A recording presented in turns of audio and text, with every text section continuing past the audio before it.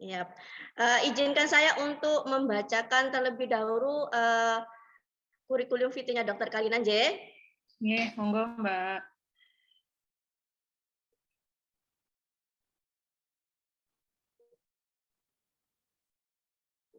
Nggih.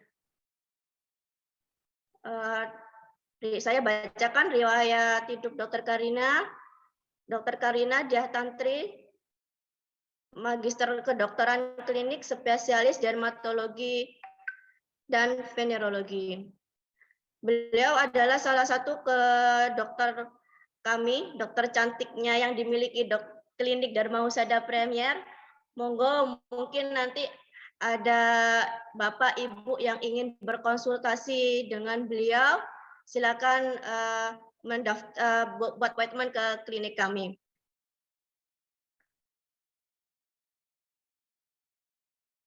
Mohon maaf saya bacakan terlebih dahulu ya Dok, ini kurang jelas.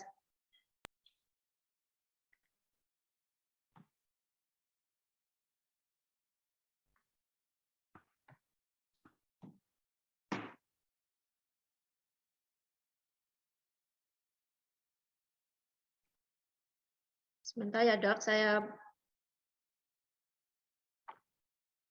ini untuk apa namanya kurang jelas Dok. Oke. Dr. Karina lulusan Universitas Erlangga 2006. Kemudian untuk spesialisnya beliau lulus tahun 2016. Seperti itu ya, Dok? Iya. Saja ya, Dokter. Ini masuknya 2006 sama angkatannya 2006, masuk angkatan 2006 ya, Dok.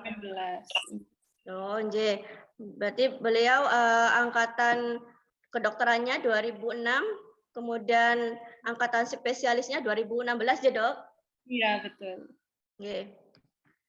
Baik, untuk mempersingkat waktu, saya ambil alih ke Dr. Karina. Saya serahkan Dr. Karina untuk menyampaikan materi pada pagi hari ini. Monggo, Dr. Karina.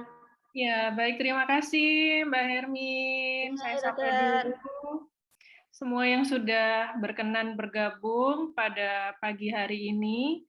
Ini kebetulan di daerah saya lagi agak mendung ini. Mungkin yang lain juga ada yang sama ya, mendung-mendung Sabtu pagi. Ini saya akan share screen materi pada pagi hari ini. Sebentar.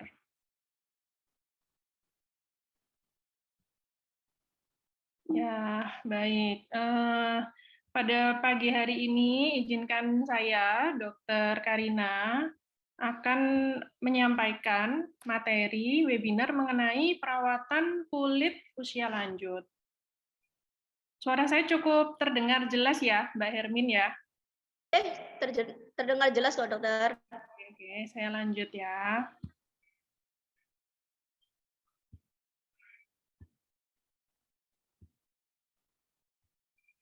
Ya, jadi mengenai usia lanjut atau lanjut usia, kita samakan persepsi dulu ya. Sebetulnya terminologi atau kata-kata yang dipakai itu usia lanjut sama lanjut usia itu beda atau sama sih Dok gitu. Mungkin banyak yang bertanya-tanya.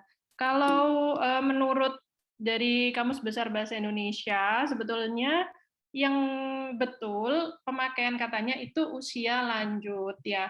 Jadi usia lanjut itu dalam Kamus Besar Bahasa Indonesia diartikan sebagai tahap masa tua dalam perkembangan individu, yaitu usia 60 tahun ke atas gitu. Namun karena sehari-hari sudah biasa dipakai kata lansia atau lanjut usia, maka seringkali menjadi hal yang dianggap sama. Seperti itu ya. Jadi dari batasan usianya, definisinya dari KBBI yang tadi sudah kita bahas sedikit, yaitu tahap masa tua dalam perkembangan individu yang usianya 60 tahun ke atas. Sedangkan menurut World Health Organization atau Badan Kesehatan Dunia, usia lanjut itu batasannya juga 60 tahun, lebih dari 60 tahun. Dan di Indonesia sendiri, dari Kemenkes Republik Indonesia, Kementerian Kesehatan, juga menyatakan hal yang sama, bahwa batasan usia lanjut itu adalah usia 60 tahun ke atas. Oke. Nah, kemudian mengenai penuaan kulit.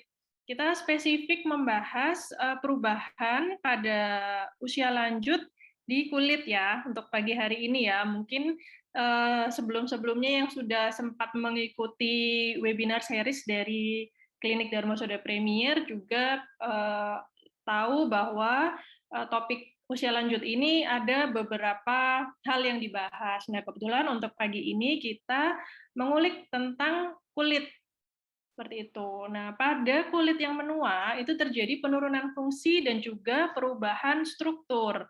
Sehingga akibatnya apa? Akibatnya ada konsekuensi yang diterima, baik secara medis, psikologis, dan juga sosial. Jadi secara medis itu akan tampak kerutan-kerutan seperti ini. Kemudian juga kulit tampak kendur, sehingga seringkali dirasakan apa ya, perubahan yang mungkin membuat individu tersebut atau orang tersebut jadi agak malu ataupun cemas, seringkali seperti itu ya. Nah, kemudian untuk penuaan kulit itu dibagi menjadi 2 macam dari segi prosesnya ya, Bapak dan Ibu. Jadi prosesnya itu ada yang dari dalam atau intrinsik dan proses yang dari luar atau ekstrinsik. Ini adalah istilah yang digunakan pada penuaan yang berasal dari dalam atau penuaan intrinsik itu disebut dengan chronological aging. Artinya adalah proses penuaan yang pasti terjadi seiring bertambahnya usia dan dipengaruhi juga oleh faktor genetika dari setiap individu. Jadi seiring dengan berjalannya waktu, seiring dengan bertambahnya usia, itu proses penuaan adalah hal yang pasti terjadi atau mutlak akan terjadi. Nah, penuaan ini bisa dipercepat atau menjadi imatur atau menjadi prematur atau bisa berjalan lebih awal, itu dipengaruhi oleh faktor-faktor lingkungan atau faktor ekstrinsik yang dikenal juga dengan photoaging. Nah, terutama yang paling mempengaruhi adalah radiasi ultraviolet atau paparan dari sinar matahari. Kemudian faktor lain yang juga mempengaruhi adalah asap rokok, kemudian asap masakan, dan juga polusi kendaraan. Nah, ini kan hal-hal yang sering kita jumpai, sering kita alami, sering kita temui ya Bapak Ibu di kehidupan sehari-hari gitu. Jadi paparan asap rokok juga sulit kita hindari. Kemudian ibu-ibu yang masak di dapur ya pasti kena asapnya. Kemudian juga polusi kendaraan juga seringkali kita seringkali terpapar seperti itu. Kemudian ini secara lebih spesifik lagi ya, penuaan kulit dari dalam atau faktor intrinsik. Nah, itu yang terjadi adalah pada kulit, fungsi perlindungan kulit ini akan menurun, seperti itu. Kemudian kulit yang semestinya dia itu sel-selnya terus berganti, terus beregenerasi, ini seiring bertambahnya usia, regenerasi atau pergantian sel-sel kulit ini juga akan melambat. Jadi sel-selnya kerjanya akan menjadi lebih lambat seperti itu. Dan adanya pengurangan dari pembuluh darah dan jumlah sel kulit itu sendiri akan berkurang. Akibatnya apa? Akibatnya akan menjadi kulit yang lebih tipis. Jadi seringkali kalau kita lihat Bapak Ibu ya pada orang yang lansia, yang sudah sepuh, mungkin yang sudah sepuh sekali ya, itu bisa dilihat bahwa memang kulitnya berubah gitu, seringkali kulitnya menjadi lebih tipis. Nah, ini gambaran skematis ya yang bisa dipahami dengan mudah. Jadi ini pada kulit yang masih muda, ini sel-sel kulitnya membelahnya masih normal gitu, jadi belum melambat. Dan ini juga pembuluh darahnya juga belum berkurang, sehingga strukturnya ini kulit ini disokong atau disanggah dengan sel-sel yang masih kokoh seperti itu. Sehingga secara klinis atau kita lihat itu kulitnya tidak ada pengenduran. Jadi ini simbolnya seperti ini ya gambarannya. Jadi masih kulitnya itu tidak kendur, tidak keriput. Beda dengan kulit pada lanjut usia. Pada lanjut usia, karena adanya penurunan dari jumlah sel, penurunan dari pembuluh darah, kemudian juga regenerasi atau pergantian dari sel-sel kulit itu melambat, sehingga juga struktur penyangganya ini tidak sekompak dan tidak sekokoh pada kulit yang muda, sehingga yang tampak dari luar adalah terjadi kerutan, ya seperti ini. Nah, kemudian juga pada lanjut usia itu terjadi pengurangan produksi dari minyak dan kemampuan kulit untuk mengikat air itu menurun. Sehingga seringkali keluhan yang terjadi adalah kulit yang kering. Nah, kulit yang kering ini akan menimbulkan rasa gatal yang kemudian seringkali digaruk.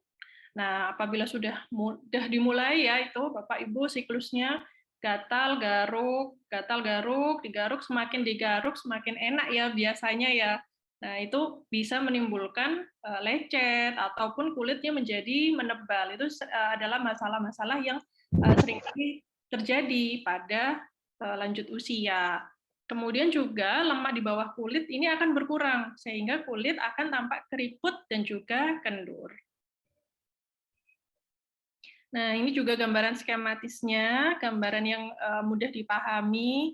Ini yang kulit yang masih muda, ini lapisannya masih tebal, kemudian pembuluh darahnya juga masih banyak, kemudian struktur-struktur yang menyangga atau serat-serat kolagen itu juga masih banyak dan masih kokoh. Bisa dilihat ya, ini anyaman-anyamannya masih bagus gitu, masih rapi. Nah, berbeda dengan kulit pada lanjut usia. Pada kulit lanjut usia, ini bagian lapisan atasnya atau epidermisnya sudah mulai menipis, kemudian juga bagian dermisnya juga menipis, dan juga struktur-strukturnya ini sudah mulai berkurang, gitu, sehingga kulitnya ini tampak keriput, kendur, dan berkerut, seperti itu. Nah, kemudian juga ada proses penuaan yang dari luar. Tadi kan proses yang memang terjadi dari dalam seiring bertambahnya usia. Ini pembagian yang selanjutnya adalah penuaan kulit yang dari luar atau faktor-faktor ekstrinsik. Nah, apa saja yang mempengaruhi? Yang nomor satu adalah paparan dari matahari, kemudian polusi udara, kemudian kebiasaan merokok, kemudian konsumsi alkohol, dan juga nutrisi yang buruk. Yang ini menimbulkan semuanya terjadi radikal bebas dan adanya serat kolagen yang rusak.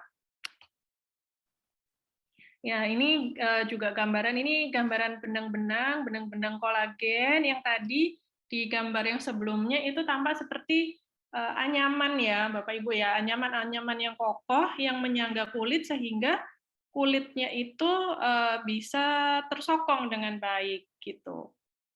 Nah, kalau serat kolagen ini rusak, benang-benangnya berkurang, ataupun karena paparan dari luar, dari paparan ekstrinsik ini, faktor-faktor yang mempengaruhi ini, nah benang-benangnya ini bisa putus. Akibatnya kalau benang-benangnya ini putus, tentu penyangganya itu tidak kuat. Karena penyangganya tidak kuat, maka muncul manifestasi klinis ataupun yang bisa dilihat itu berupa kerutan. Nah, ini paparan dari matahari ya, Bapak Ibu, ada ultraviolet A, ada ultraviolet B, ada ultraviolet C. Nah, yang sampai di bumi itu ultraviolet A dan B. Sedangkan yang ultraviolet C ini akan dipantulkan kembali oleh atmosfer atau lapisan yang melindungi bumi. Nah, UVA dan UVB inilah yang seringkali membuat kerusakan pada kulit itu berlangsung lebih awal dari yang semestinya. Jadi misalnya semestinya pembuluh darah itu berkurang atau sel-sel itu berkurang pada umur 60 misalnya, 50 atau 60 itu sudah mulai turun. Nah, karena adanya paparan dari sinar matahari ini dan tanpa adanya perlindungan yang optimal pada kulit kita, maka penuaan di kulit ini bisa terjadi lebih cepat dari yang semestinya.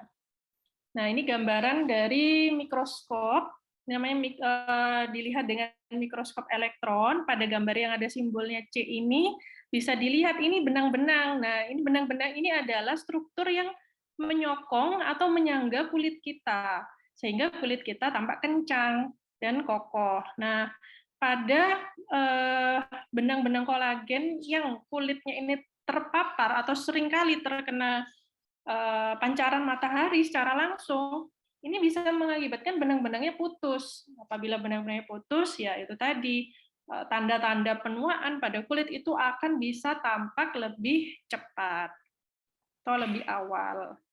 Nah, ini adalah gambar yang sering muncul ya di internet. Jadi, beliau ini adalah orang yang pekerjaannya sebagai driver. Jadi selama bertahun-tahun beliau ini menjalankan pekerjaan menjadi sopir atau menyetir ya. Pada bagian kiri wajah beliau itu adalah bagian yang di sebelahnya jendela. Jadi seringkali terpapar oleh matahari gitu.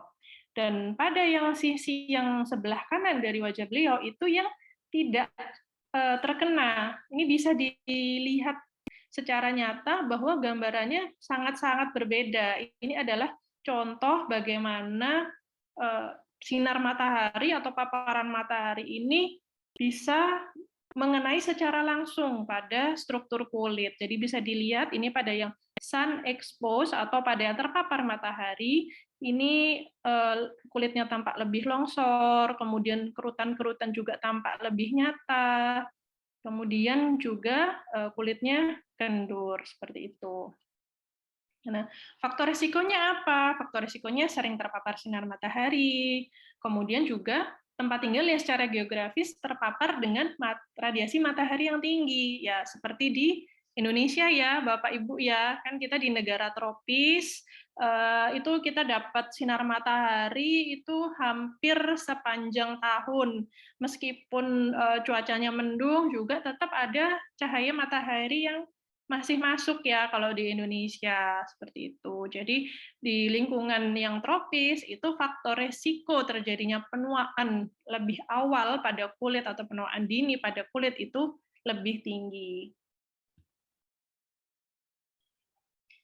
Nah, tanda-tandanya penuaan kulit akibat paparan matahari itu terutama tampak pada bagian-bagian yang tidak tertutup pakaian. Misalnya pada wajah, kemudian juga leher yang seringkali mungkin kita lupa ya, kita luput dari proteksi itu wajah, kemudian leher, kemudian lengan bagian bawah yang jarang tertutup pakaian. Tanda-tandanya kerutannya tampak nyata, kemudian teksturnya lebih kasar, jadi kalau diraba itu terasa lebih kasar, kemudian juga munculnya bintik-bintik. Nah, bintik-bintik ini juga merupakan tanda-tanda dari proses penuaan akibat paparan sinar matahari. Mungkin Bapak Ibu juga mungkin ada yang beberapa sudah mulai mengalami ataupun pernah melihat, mungkin orang tuanya atau saudaranya itu pada kulit itu seringkali ada muncul bintik-bintik yang bisa dia datar ataupun seringkali menonjol. Nah, itu adalah tanda-tanda penuaan kulit akibat paparan matahari. Dan juga elastisitas kulit yang hilang ataupun menurun. Nah, seperti ini ya kalau di Zoom, ini ada kerutan, kemudian juga ada bintik-bintik yang mulai muncul tambah lama, dirasa bintiknya tambah banyak, kemudian ada yang muncul-muncul, timbul-timbul, kemudian juga pada mungkin Bapak Ibu yang sering aktivitas outdoor, berolahraga di luar ruangan, itu seringkali di leher atau di bagian samping atau bagian belakang itu juga muncul bintik-bintik yang seringkali bisa diraba, ya. Dan kemudian juga ini juga adanya kerutan, ya, seperti ini. Nah, sebetulnya perawatan kulit dasar pada usia lanjut itu seperti apa? Tadi kan sudah kita ulas atau kita bahas bahwa kulit pada usia lanjut itu pasti akan mengalami proses penuaan, baik itu dari dalam atau dari luar. Tadi berupa adanya sel-sel yang sudah mulai tambah sedikit, kemudian sehingga menyebabkan kulit ini menjadi lebih tipis dan juga proteksinya lebih turun, lebih berkurang, dan produksi minyak atau sebumnya juga turun sehingga kulit menjadi lebih kering gitu. Nah, perawatan kulit yang basic ataupun yang dasar yang harus dilakukan adalah nomor 1 adalah membersihkan kulit. Yang kedua, mempertahankan kelembapan dan juga menambah kelembapan kulit. Jadi artinya kulit ini yang sudah lembab itu harus kita segel atau kita lock gitu kelembapannya, dan juga diusahakan kelembapan ini ditambah seperti itu. Dan juga melindungi kulit. Nanti kita bahas satu persatu. Nah, yang nomor satu tadi adalah membersihkan kulit. Sebetulnya bagaimana cara membersihkan kulit? Ya, yang pertama, tentu dengan cara mandi. Mandi ini kita menggunakan sabun. Sabun yang digunakan itu juga sangat berpengaruh pada kesehatan kulit, terutama pada lanjut usia, karena sudah ada faktor-faktor yang membuat kulit ini keadaannya lebih turun atau kurang optimal, sehingga untuk mandi sabun pun harus diperhatikan. Diusahakan memakai sabun yang lembut, disarankan memakai sabun yang bentuknya cair, kemudian menghindari penggunaan bahan-bahan yang sifatnya antiseptik. Kenapa? Karena bahan-bahan yang sifatnya antiseptik ini bisa membuat kulit menjadi lebih kering. Padahal pada kulit lansia tadi, sudah kita ketahui bersama-sama bahwa kulit itu sudah bawaannya kering. Gitu. Apabila ditambah lagi dengan bahan antiseptik, sabun yang mengandung bahan antiseptik yang membuat kulit semakin kering, tentu akan dirasakan semakin kering, semakin tidak nyaman, dan akan dirasa gatal. Nah, kemudian juga diusahakan Bapak Ibu mengecek pH dari sabun. Yang disarankan adalah pH-nya 5,5. Ya, jadi memang untuk pemilihan sabun ini perlu lebih cermat untuk lanjut usia.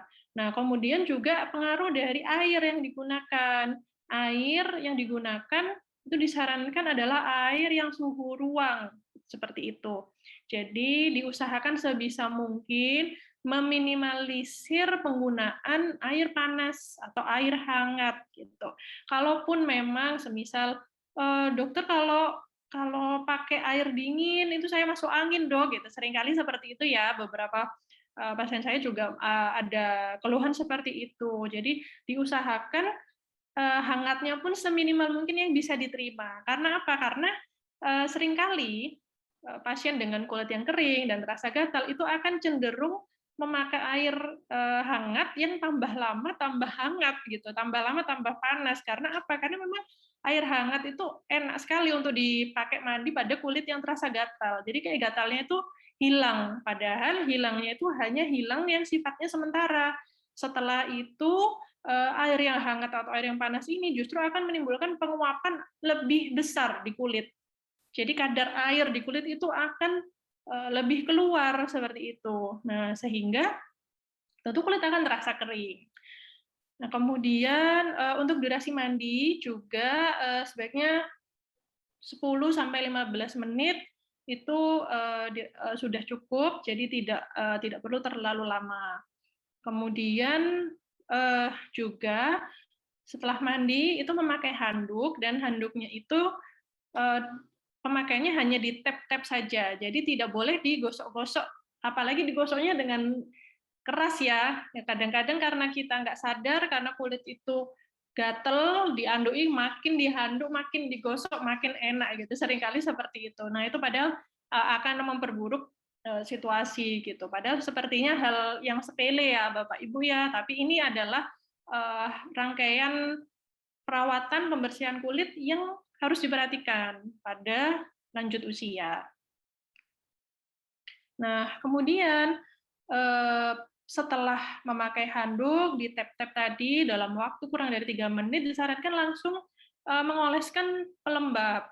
Pelembab juga disarankan yang tidak banyak mengandung pengawet ataupun pewangi, yang terutama pewangi. Karena apa? Karena pengawet dan pewangi ini bisa menimbulkan potensi iritasi. Jadi udah kulitnya kering, kemudian ditambahkan bahan-bahan yang mungkin terlalu wangi, itu bisa membuat dia lebih iritasi, akhirnya juga bisa lebih gatal yang dirasakan atau yang dikeluhkan gitu. Jadi kenapa kok dalam waktu 3 menit atau sesegera mungkin setelah mandi, nanti aja dok, masih pengen ngapain dulu gitu. Itu yang dipentingkan di sini adalah kita mempertahankan kelembapan. Jadi tadi kan habis mandi, air ada yang masuk ya di kulit, nah itu kita kunci atau kita lock. Nah, itu yang dinamakan mempertahankan kelembapan. Kita oleskan pelembab, yang biasanya pelembab ini yang kalau di teknologi sekarang itu sudah lengkap ya formulanya. Jadi dia juga bisa ngelock, bisa mengunci kelembapan, dan juga dia bisa menambahkan kelembapan kulit. Jadi itu yang sangat penting untuk menambah kelembapan di kulit kita, yaitu memakai pelembab sesegera mungkin dalam waktu sekitar 3 menit setelah mandi. Dan pakainya di mana saja dok gitu, di seluruh tubuh gitu. Jadi dipakainya itu seluruh tubuh. Jadi mungkin bapak ibu di sini atau mungkin yang punya orang tua itu bisa minta tolong untuk dioleskan, terutama yang di bagian punggung yang mungkin tidak terjangkau, atau yang minta tolong, atau untuk yang putra putrinya itu mohon untuk bisa membantu orang tuanya untuk mengoleskan pelembab ini, karena memang harus dioleskan ke seluruh tubuh seperti itu ya, karena memang pada kulit yang pada orang yang sudah lansia itu kulitnya memang cenderung keringnya di seluruh bagian tubuh seperti itu. Nah, kemudian yang ketiga itu kita harus melindungi kulit. Kulit yang tadi sudah dirawat, dibersihkan, kemudian kelembapannya dikunci, kemudian selanjutnya itu harus dilindungi. Karena tadi kita sepakat kita itu hidup di negara tropis ya, Bapak Ibu ya, tentu harus terlindung dari paparan, terutama paparan matahari, seperti itu. Nah, pelindungnya itu bisa berupa pelindung fisik seperti ini, yaitu memakai payung, kemudian memakai topi, dan juga memakai baju yang lengannya panjang, kemudian juga memakai kacamata hitam. Itu adalah salah satu bentuk atau cara-cara untuk melindungi kulit dari paparan cahaya matahari, gitu. Karena cahaya matahari memang bisa merusak secara langsung ke dalam sel-sel kolagen di kulit kita. Kemudian juga yang perlu diperhatikan adalah penggunaan tabir surya. Nah, setelah memakai pelembab, apabila memang mau keluar rumah, itu terutama ya, keluar rumah itu sangat-sangat disarankan memakai tabir surya. Bahkan pada negara tropis, rekomendasinya meskipun tidak sedang keluar rumah dan meskipun cuaca itu mendung, itu tetap harus memakai tabir surya setiap hari, seperti itu. Untuk mencegah adanya penuaan yang pada kulit yang lebih cepat dari yang semestinya, atau penuaan dini pada kulit. Ya. Gitu. Jadi harus diperhatikan bahan dari tabir suryanya, kemudian juga faktor-faktor pelindungannya seperti itu. Jadi yang disarankan itu tergantung jenis kulit ya. saya sih tetap menyarankan untuk dikonsultasikan terlebih dahulu, karena sebetulnya kulit tiap orang itu kan berbeda-beda, dari kelembapannya, kemudian kecenderungannya seperti apa itu berbeda-beda. Jadi saya sangat menyarankan untuk dikonsultasikan kepada dokter spesialis kulit dan kelamin yang terdekat. Sebetulnya bahan-bahan yang perlu yang bisa digunakan pada lanjut usia ini yang seperti apa? Karena pada lanjut usia itu kulitnya lebih rentan gitu atau lebih sensitif. Jadi kita pun harus berhati-hati. Untuk penggunaannya standar disarankan di SPF 30 ke atas. Apabila bisa SPF 50 itu tentu lebih baik ya. Seperti itu. Ya, baik. Terima kasih. Saya cukupkan sekian. Saya kembalikan ke Mbak Hermin selaku host.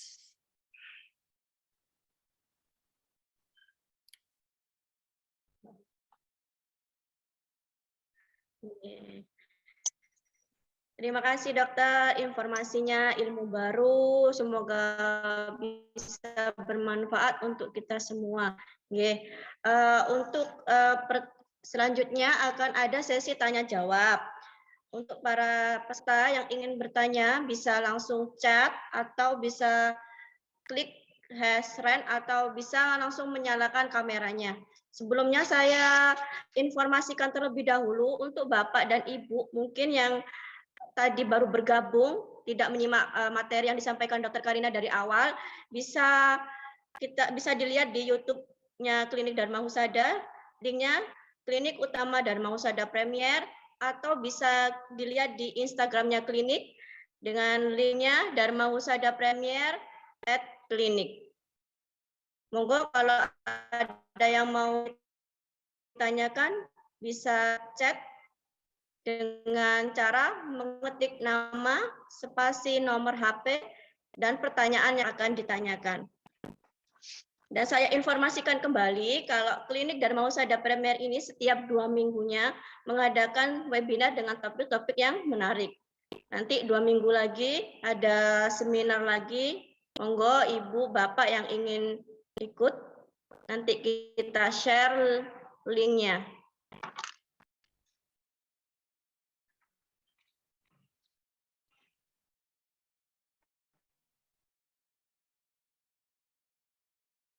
Monggo yang mau ditanyakan,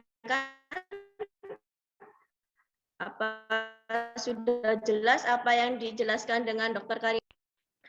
Bapak Ibu,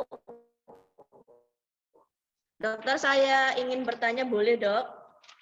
Iya, boleh. Monggo Mbak.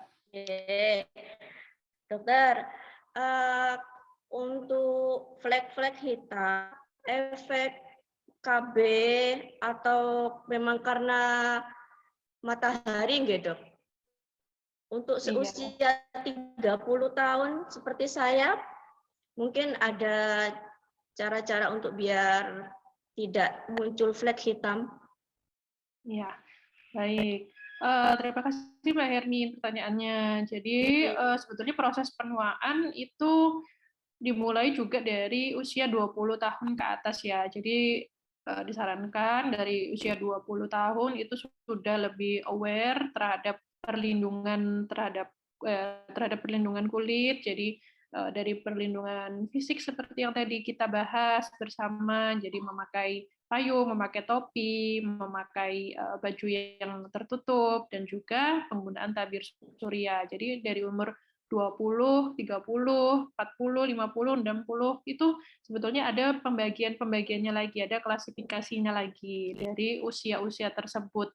Jadi apabila usianya 30 tahun ke atas itu tentu dan sudah ada muncul dari flek-flek hitam atau flek yang gelap di area wajah ya Mbak Erwin ya biasanya itu memang juga perlu ditanyakan apakah menggunakan KB hormonal karena seringkali pada beberapa individu itu mempengaruhi secara signifikan gitu untuk munculnya flek-flek itu atau apakah mungkin memang dari kegiatan sehari-harinya itu terpapar matahari yang cukup tinggi. Jadi kemungkinan pekerjaannya lebih banyak di luar ruangan, kemudian juga sering beraktivitas di luar ruangan, sering berolahraga di luar ruangan yang tanpa proteksi yang cukup, yang pada wajah terutama ya. Jadi itu mesti kita gali atau mesti kita cari tahu dan akan diperiksa lebih lanjut gitu, seperti apa yang semestinya dilakukan untuk mengurangi flek-flek tersebut. Saya rasa Iya, seperti itu benar. ya. Oh. Ya mungkin ada Ini karena pertanyaan sudah ini. ada yang saya lanjut ke pertanyaan peserta ya, Dokter. Ya, boleh. Ini karena sudah Silakan. ada yang bertanya. Yang pertama dari Mbak Dian Putriwati. Izin bertanya, kalau produk-produk perawatan kulit seperti krim dan pil kolagen, SK2, dan lain-lain itu, sebenarnya apakah bisa ada khasiatnya, Dokter? Ya, baik. Untuk Mbak Dian Putriwati Monggo, Dokter. ya, produk perawatan kulit itu memang di pasaran sangat banyak ya. Seringkali juga kita kebingungan bagaimana sebetulnya memilih produk yang tepat untuk kulit. Karena memang untuk produk perawatan apapun itu pasti sifatnya individual. Jadi cocok di individu A atau di orang A itu memang belum tentu cocok di orang yang B, karena setiap orang itu punya kondisi kulit yang berbeda-beda. Misalnya, oh ya sama-sama kering kulitnya misalnya, tapi yang satunya kering yang sensitif, yang satu tidak sensitif. Nah, itu tentu pemakaian produknya juga sudah berbeda. Nah, ini yang ditanyakan sebetulnya apakah ada khasiatnya. Nah, itu tergantung ya apa yang mau dituju atau goal-nya itu apa. Untuk pelembab, kalau memang tujuannya untuk melembabkan ya tentu bisa gitu, tentu ada khasiatnya. Kemudian untuk pil kolagen, tadi kita sempat diskusi ya sama-sama, tadi saya sempat bahas bahwa kulit itu ada lapisan-lapisannya. Yang paling atas itu nama epidermis, yang lapisan selanjutnya itu namanya dermis. Nah, bagian dermis inilah yang mengandung serat-serat kolagen seperti itu. Jadi kolagen ini memang suatu bahan yang dibutuhkan untuk menyokong kulit sehingga dia akan tampak kokoh, sehingga dia tidak tampak kendur, sehingga kerutan juga tidak tampak nyata seperti itu. Dan untuk kolagen yang dikonsumsi itu mesti ditelaah terlebih dahulu. Kenapa? Karena pada dasarnya sesuatu yang kita minum itu kan akan dialirkan atau didistribusikan ke hampir seluruh tubuh ya, tidak hanya di organ kulit saja. Jadi di organ-organ tubuh yang lain juga pasti akan kebagian dari bahan kolagen ini. Nah, pertanyaannya apakah kolagen yang kita konsumsi itu sudah cukup untuk juga sampai ke kulit dan menjadi bahan dasar untuk menyokong kulit seperti itu. Jadi saya sarankan untuk minuman kolagen, pil kolagen seperti itu bisa dikonsultasikan kembali kepada dokter, dan untuk penggunaannya apakah bisa dalam jangka panjang seperti itu ya. Ya, saya rasa begitu Mbak Ermi. Bagaimana Mbak Dian? Sudah jelas ya? Oke, lanjut ke pertanyaan selanjutnya ya dokter. Ini dari Mbak Niken. Izin bertanya dokter, untuk pemakaian tabir surya, apakah setelah pakai hand body, apabila hand body-nya tidak mengandung SPF? Iya. Pertanyaan seperti itu nggih Mbak Niken? Iya. Baik. Dokter dijawab. Iya. Untuk Ibu Niken, jadi untuk tabir surya itu bisa dipakai setelah pemakaian pelembab yang dasar ya. Itu bisa, jadi setelah mandi, kemudian langsung pakai pelembab, kemudian bisa ditumpuk dengan penggunaan tabir surya apabila memang pada pelembab tubuhnya atau hand and body-nya itu tidak mengandung atau belum mengandung perlindungan terhadap radiasi matahari, seperti itu. Bagaimana Mbak Niken? Apa sudah jelas?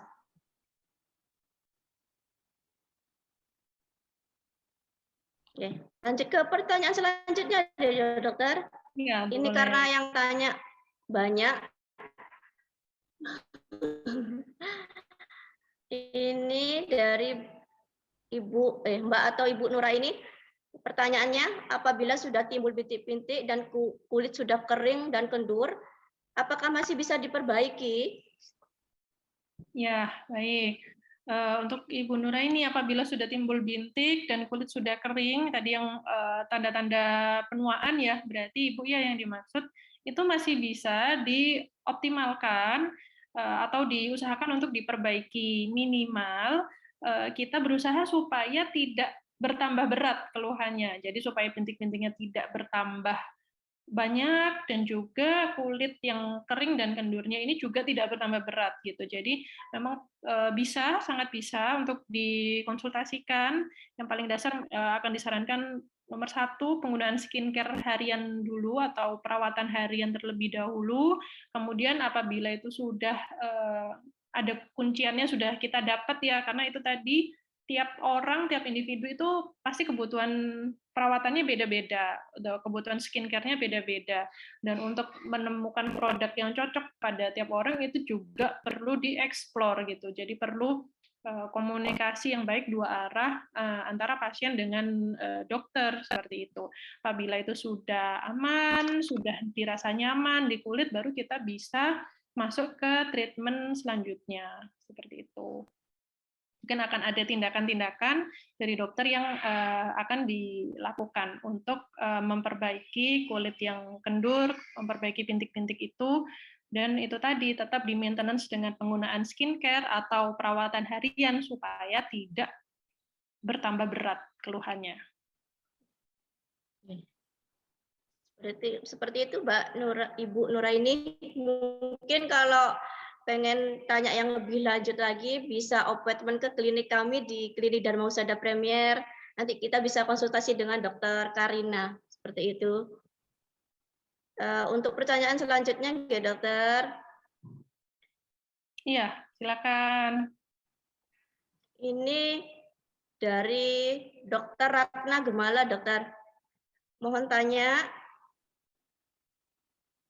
orang tua saya usia 91 tahun. Sebentar ya, dok. Kulit seluruh tubuh sangat gatal walaupun sudah dijalankan perawatan sabun domba, lotion dokter sesuai mandi pagi, kulit semakin gatal, menggaruk hingga berdarah, dokter. Sekarang sudah diberi Robsep oleh dokter. Yang ingin saya ketahui, apabila penyebab lain dari kulit gatal pada lansia selain kulit kering, dokter? Ya, baik. Dari Dokter Ratna ya. Mohon izin, Dok. Untuk kulit pada lansia, itu memang ada kondisi yang dinamakan dengan serosis. Nah, serosis ini atau kulit yang kering ini, itu memang seringkali memicu rasa gatal, kemudian juga ada rasa stinging atau rasa seperti tersengat, kemudian ada beberapa pasien juga ada rasa burning, nah, seperti itu. Jadi memang dia adalah penyebab tersering dari kulit gatal pada lansia. Nah, untuk penggunaan produk perawatan harian itu tadi, Dok, mungkin apakah yang sudah pernah dipakai itu memang bukannya sesuatu yang keliru, tetapi mungkin belum optimal seperti itu. Mungkin perlu di-adjust lagi dengan produk tertentu yang mungkin kulit dari orang tua dokter ini cenderung sensitif gitu. Jadi tidak bisa dengan produk yang yang biasa seperti tanda kutip seperti itu. Mungkin perlu dicari untuk produk yang lebih pas. Itu kok kira oleh nganggo sabun antisep. Nah, kemudian untuk kulitnya itu juga apakah ada penyebab lain gatal pada lansia seperti itu ya, Dok? Pertanyaannya. Nah, Itu juga perlu kita eksplor lagi, perlu kita periksa lagi, apakah pada kulit itu juga ada disertai dengan perubahan-perubahan dari warna, ataukah dari struktur kulit, mungkin kulitnya jadi berbintik, ataupun ada kulit yang bersisik-sisik gitu. Jadi kemungkinan apakah ada juga alergen-alergen yang masuk ke kulit. Jadi kayak karena kulit pada lansia ini dia fungsi proteksinya juga turun, sehingga alergen itu lebih mudah masuk, sehingga apakah kondisi kulit beliau ini murni memang dari usia, atau karena bertambah turunnya dari fungsi dan strukturnya, atau ada penyakit lain yang menumpangi suatu. Jadi ada dua hal ya dok. Jadi satu memang ada serosis, misalnya ada kulit yang kering karena lansia, tapi juga ada penyakit kulit yang lain yang biasa terjadi pada orang lansia, itu bisa berupa dermatitis seboroik, mungkin bisa neurodermatitis, ataupun dermatitis kontak. Ya perlu diketahui juga bahwa air itu dari literatur juga merupakan suatu iritan lemah. Jadi itu juga bisa sesuatu yang disuspek, dicurigai ya dok ya. Sehingga apabila memang dirasa sudah memakai produk-produk untuk perawatan harian tapi masih ada keluhan, tentu kita harus eksplor lagi, kita harus gali lagi lebih lanjut seperti itu. Bagaimana dengan Dokter Ratna? Ini ada tambahan lagi dari Dokter Ratna, pertanyaannya dokter. Untuk berapa persen lansia yang punya masalah pada kulit, contohnya gatal itu dokter? Berapa persen? Ya. Usia 80 sampai 90 tahun.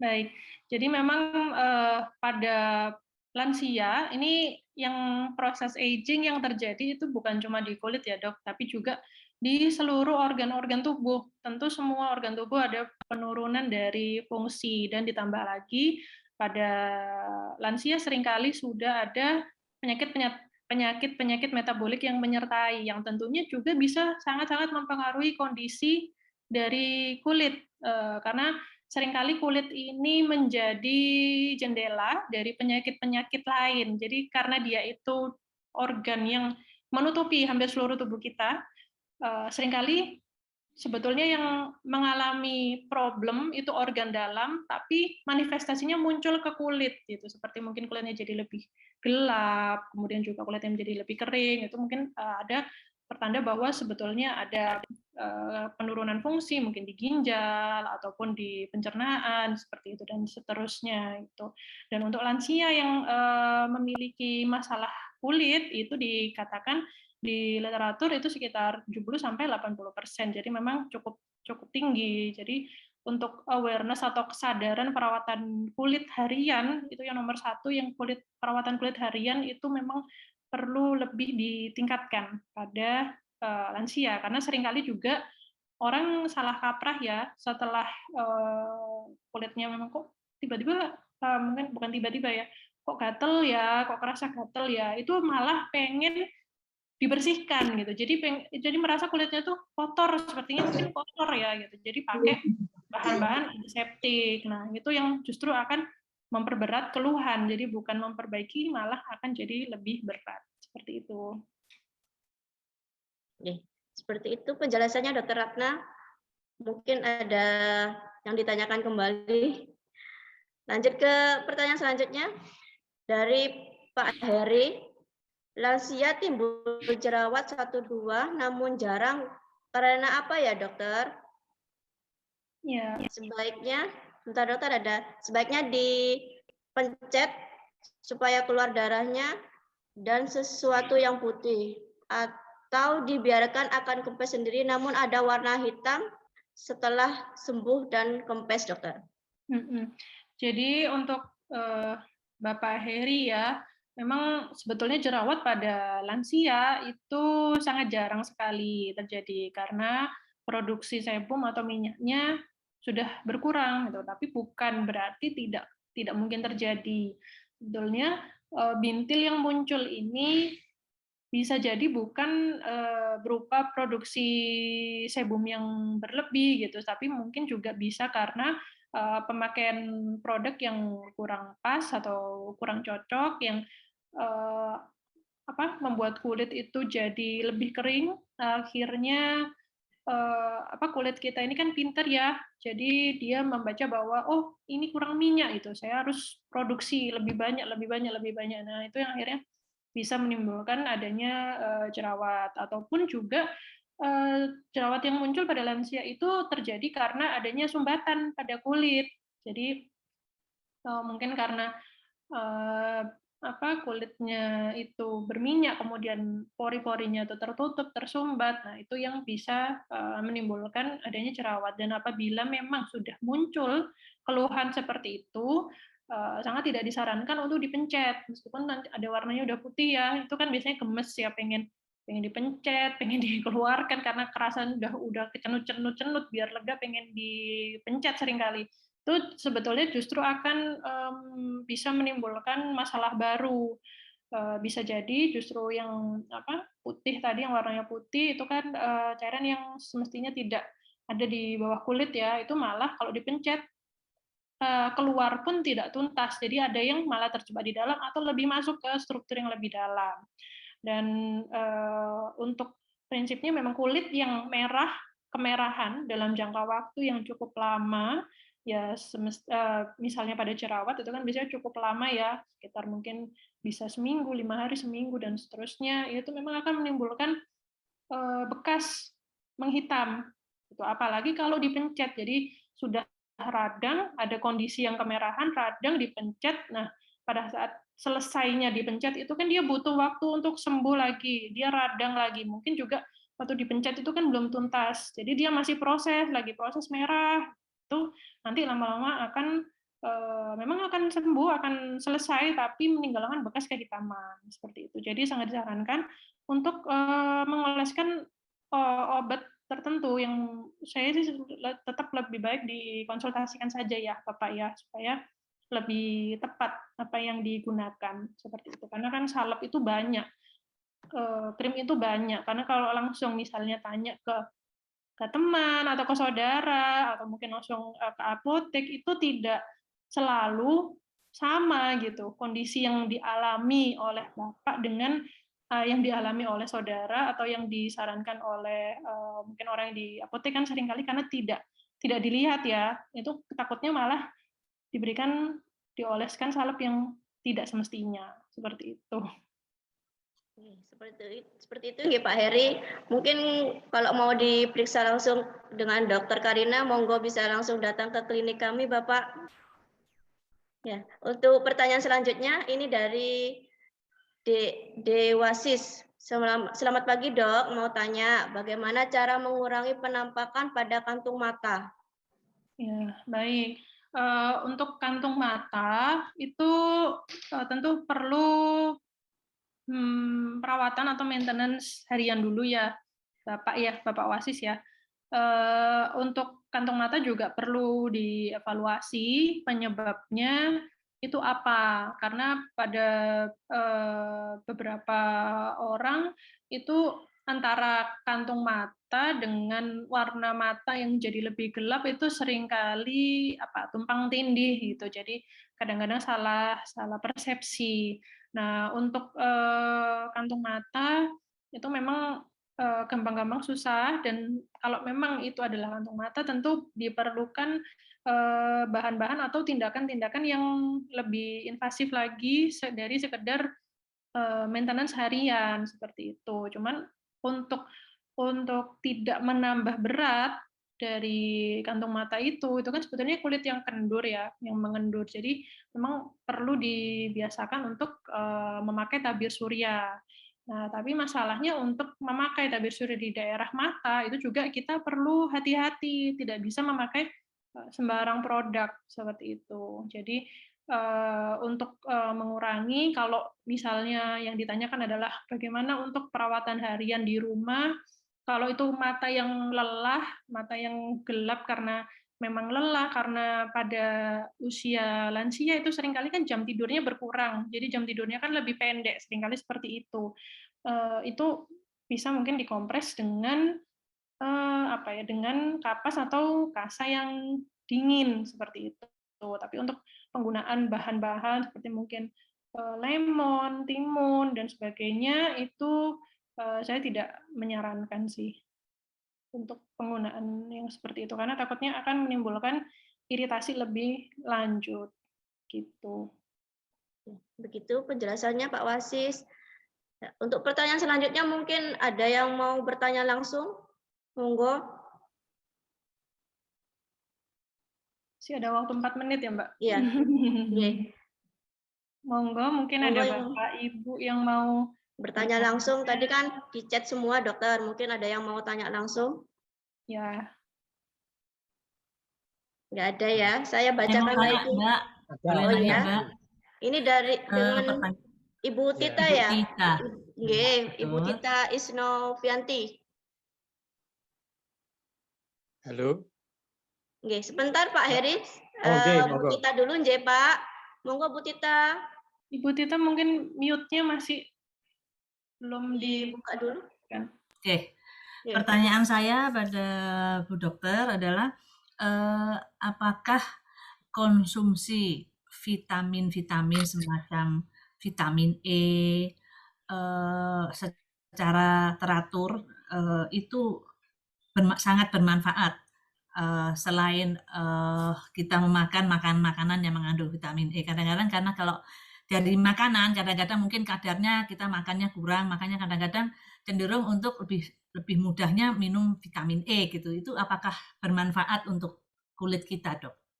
Ya. Itu pertanyaan saya. Baik, Ibu Tita, saya coba jawab. Terima kasih pertanyaannya. Kritis sekali, memang betul Ibu, apabila memang dirasa sulit ya untuk memenuhi kebutuhan vitamin dari konsumsi makanan harian, itu kita bisa menambah dengan suplemen vitamin E. Nah, pada kulit, suplemen vitamin E ini sifatnya sebagai bahan untuk antioksidan. Jadi vitamin E ini mempunyai kadar antioksidan yang tinggi. Nah, kadar antioksidan inilah yang memang sebetulnya diperlukan untuk menangkal radikal-radikal bebas, seperti yang tadi sempat diulas, bahwa radikal bebas itu kan contohnya seperti polusi, kemudian asap dari masakan, kemudian juga salah satunya dari paparan matahari, nah asap kendaraan itu tadi ya polusi, itu adalah contoh-contoh radikal bebas yang bisa ditangkis dengan vitamin E. Nah, prinsipnya sama seperti yang kolagen yang diminum tadi. Apabila kita minum, itu kan tentu yang mendapatkan nutrisi di vitamin E itu bukan hanya kulit, tapi juga organ-organ lain. Ya, jadi intinya vitamin E ini akan terbagi ke organ-organ lain. Nah, seberapa banyak yang sampai ke kulit itu kan tentu tidak bisa dipastikan ya, Ibu ya, sehingga seringkali penggunaan vitamin E atau vitamin C atau antioksidan yang lain pada kulit itu digunakan dengan cara dioleskan gitu apabila memang targetnya pada wajah ya. Nah, untuk penggunaan vitamin E itu sendiri, dia itu sebetulnya adalah transporter atau pengangkut dari minyak gitu. Jadi ada beberapa orang yang setelah mengkonsumsi vitamin E justru malah berjerawat. Nah, itu yang perlu digarisbawahi ya.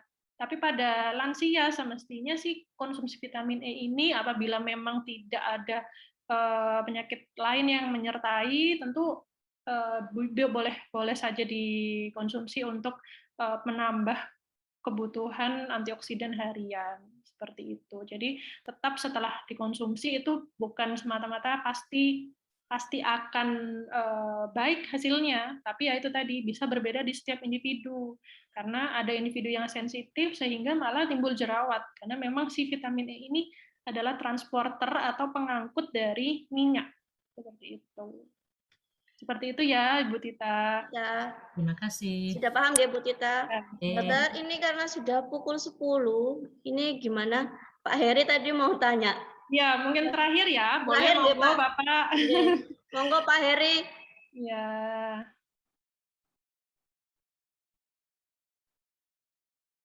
Sebentar Pak, di suaranya belum dibuka Pak. Belum. Halo. Monggo Pak Heri. Ya, usia saya 74 tahun. Dulu olahraga saya tenis, artinya di bawah terik matahari. Beberapa tahun sudah berhenti dan saya ganti jalan sehat, tapi juga tetap masih kena sinar matahari. Terus di kulit di wajah, ini ada 2 macam ya. Ada di dahi, itu ada semacam timbul gitu, kalau saya raba itu seperti kulit mati. Jadi apa itu ya, enggak tahu apa itu. Sepertinya kulit mati. Itu yang satu. Terus yang kedua, bukan jerawat, tapi semacam itu. Katanya banyak orang itu katanya di dalamnya ada lemaknya. Pertanyaan saya yang kedua ini apakah bisa bisa diobati gitu. Kalau yang pertama tadi kayaknya karena seperti kulit mati ya itu ya. Jadi kalau saya jiwit-jiwit gitu ya keras seperti kulit mati. Demikian dokter, terima kasih. Monggo Iya. dokter. Baik, matur nuwun Pak Heri Hadi. Untuk pertanyaannya tadi, bisa jadi karena lama beraktivitas outdoor ya pada saat olahraga, itu sebetulnya kan memang sesuatu yang baik ya berolahraga, tapi memang untuk di bagian kulit sendiri itu kita perlu memperhatikan proteksinya, karena apabila terpapar dari matahari yang dalam jangka cukup lama, itu bisa muncul kondisi-kondisi keluhan pada kulit seperti bintik hitam yang menimbul. Itu namanya seborrheic keratosis. Nah, untuk mengatasinya itu bisa Bapak untuk dioptimalkan, dan apabila mengganggu, kadang seringkali muncul di daerah leher atau di daerah wajah yang kadang-kadang pada pasien itu kalau pakai baju itu sering nyangkut ya, sering nyantol-nyantol. Nah, itu yang seringkali sudah mulai dirasa tidak nyaman untuk pasien. Itu tentu kita bisa melakukan tindakan nanti di counter atau diambil gitu, karena itu memang adalah kulit yang menebal gitu. Dan kemudian untuk apakah ada jaringan yang tadi isinya lemak, ya itu tentu perlu diperiksa lebih lanjut ya Bapak ya. Kemudian setelah itu kita pertimbangkan apakah ini mengganggu untuk apakah ada urgensi atau kebutuhan untuk segera diambil seperti itu. Itu harus dilihat ya Pak ya, kondisinya seperti apa. Seperti itu. Tapi untuk mengoptimalkan supaya itu tidak bertambah berat, Bapak bisa tetap berolahraga dan kemudian mulai memakai perlindungan, baik perlindungan fisik ataupun pakai tabir surya. Jadi mulai dicari produk tabir surya untuk olahraga yang tidak gampang terhapus oleh keringat, itu ada Bapak. Atau memakai topi ya pada saat olahraga jalan pagi ya Bapak ya. Ya, terima kasih dokter. Iya, sama-sama Bapak, sehat selalu. Pak terima Heri kasih, sudah amin. jelas ya. Mungkin kalau mau diperiksa dengan Dokter Karina, silakan datang ke klinik kami Bapak di Jalan Dharma Husada Indah nomor 26. Baik dokter, karena ini sudah pukul 10 lewat, acara habis ini saya tutup ya dokter. Baik Bapak Ibu, tadi sudah dijelaskan sama Dokter Karina ya Bapak Ibu, kalau Bapak dan Ibu tadi bergabungnya tidak dari awal, tidak menyaksikan penjelasan Dokter Karina dari awal, bisa dilihat di YouTube channelnya kami Ibu, di Klinik Utama Dharma Husada Premier, atau bisa dilihat langsung ke Instagramnya klinik di Dharma Husada Premier @klinik. Baik, acara webinar pada pagi hari ini saya tutup dokter. Semoga apa yang dijelaskan dengan Dokter Karina dapat bermanfaat untuk Bapak dan Ibu, dan penjelasan dari Dokter Karina semoga diterapkan di rumah. Baik, saya tutup dokter. Wassalamualaikum warahmatullahi wabarakatuh. Selamat pagi, selamat beraktivitas kembali Bapak dan Ibu, dokter. Terima kasih Mbak Hermi. Sama-sama dokter. Terima kasih Bapak Ibu semua yang sudah berkenan hadir. Saya izin meninggalkan forum ya. Dokter monggo. Salam sehat, sehat selalu. Amin, amin.